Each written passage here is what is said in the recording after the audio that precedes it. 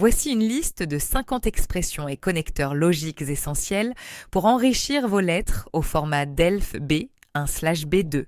Ces phrases vous permettront d'augmenter facilement le nombre de mots et de structurer vos arguments de manière professionnelle. 1. Pour introduire la lettre. Je me permets de vous adresser cette lettre afin de...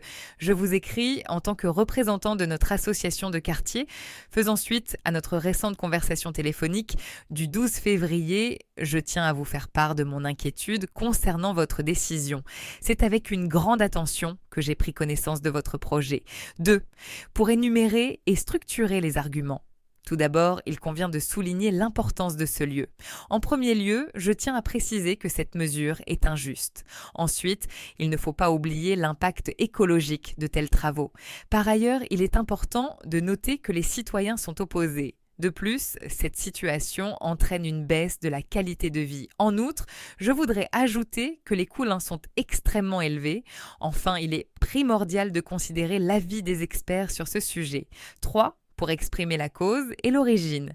Étant donné que la situation se dégrade de jour en jour, en raison de la hausse constante des prix des produits de base, à cause du manque flagrant d'infrastructures dans notre commune.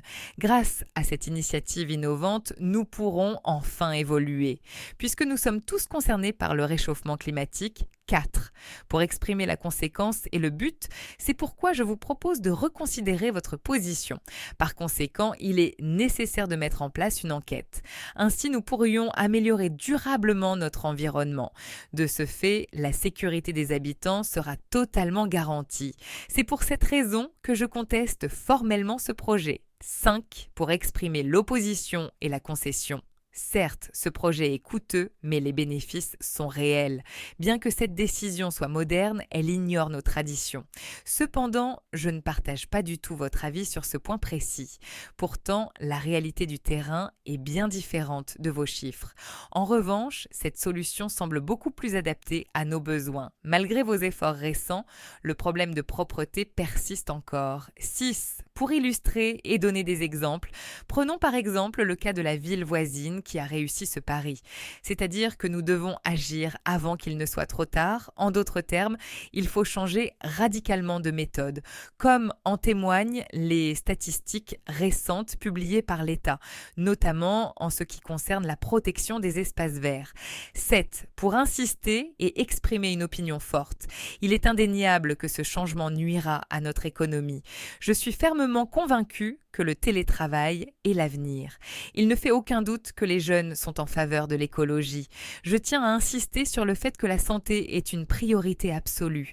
Il est inacceptable que les citoyens paient pour ces erreurs. 8. Pour suggérer des solutions alternatives, je vous suggère de mettre en place un comité de concertation. Il serait souhaitable de créer davantage de parcs pour les enfants.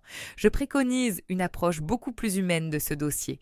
Nous devrions envisager une alternative plus respectueuse du climat. 9. Pour conclure la lettre. En conclusion, je réitère mon opposition à cette fermeture. Pour conclure, j'espère que vous agirez pour le bien de tous. Dans l'attente de votre réponse que j'espère favorable, je reste à votre entière disposition pour un entretien futur. Je vous remercie par avance de l'intérêt porté à ma requête.